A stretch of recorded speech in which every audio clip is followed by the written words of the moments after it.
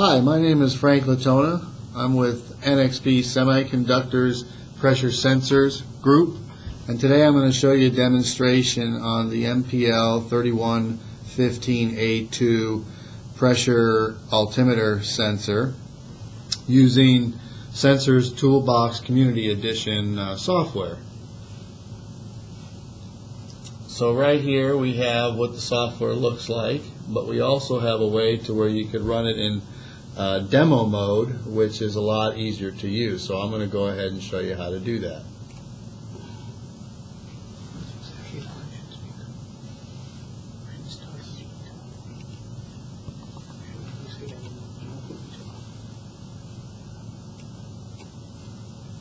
Give me a few seconds here.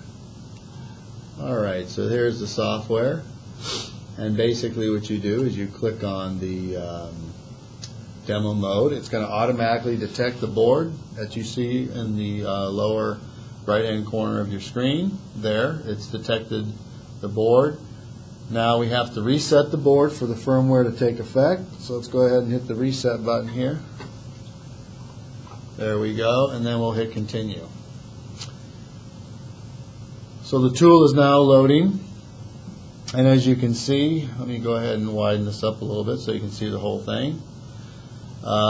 Just to give you a quick rundown before we actually start the digital pressure altimeter demo, on the left side we have all our controls, and in the middle we have the graphs that we're going to use for this. So obviously we have a start button, and then we have either altitude or pressure as a control.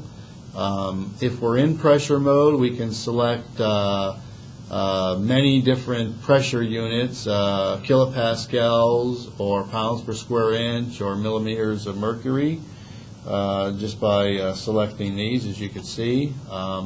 We also have an onboard temperature sensor included with the MPL3115.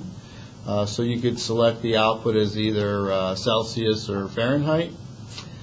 We do have an oversample rate that you can adjust the noise of the output of the sensor, and there are 8 settings. There they are there. We'll go over that when we get there. And then in terms of the actual amount of data that is inside these graphs, you can actually select the Windows side by using the graph buffer size. So let's go ahead and begin the demonstration by selecting the start button. And there you have it. Basically right now we're in the altitude mode, and what you're seeing on there is roughly about, just looking at the graph, I see about 400 and maybe 25.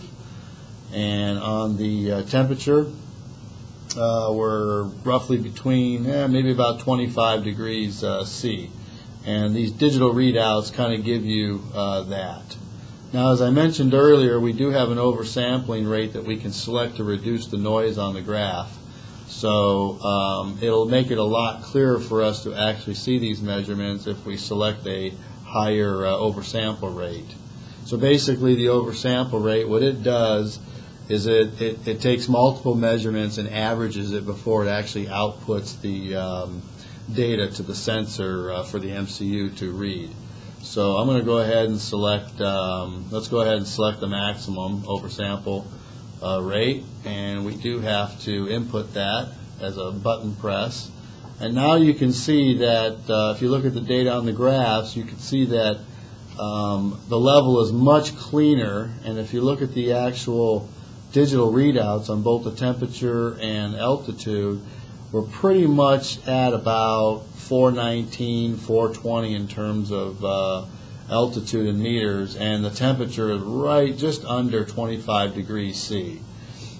We can also look at that as Fahrenheit, so the digital readout will not give us it in Fahrenheit, but we can see it off the graph here, which is, it looks like just under 80 degrees. Now I can zoom in a little closer just by double-clicking these y-axis limits, if you will. And if I change this limit to, let's just set 70 on there, and let's go ahead and select the upper one as 80. And now we can pretty much see that it's about just under 77 degrees.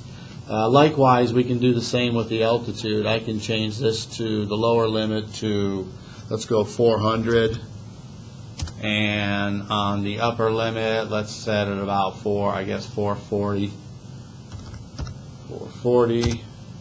And so now you can kind of see it kind of dials it in, and you can actually get even tighter than that. Let's go ahead and take a look at the actual pressure in the area. The same with the pressure. We're at the raw pressure here is telling us we're at 96 kPa. I could select PSI, and the digital readout is only going to give us the pressure in pascals, so you have to use the y-axis here to actually get the pressure in PSI. So we're right at about 14. Again, we can drill into that a little tighter if we wanted to. I've already shown that. And then here is millimeters of mercury, if that's the measurement type you want. I can go ahead and change this to about 725, and the lower one to about 720, say. And so now you can see it's about 723 millimeters of mercury. I was talking about the amount of data that's inside these graphs, just to give you a quick demo of that. If I just change this by one number, you'll see it takes about 8 seconds for the graph to fill up with data. This number is not moving here, this 320. About 8 seconds, this will start moving. There it goes. Now, if I change this, now, if you want a tighter window, or a quicker window, if you will, of data, let's just pick like 200 here. And you'll see this number is going to change in about 2 seconds. There it is. It's already changed. So that's basically what the graph buffer size does. So this concludes the demo. Thank you for listening, and have a great day.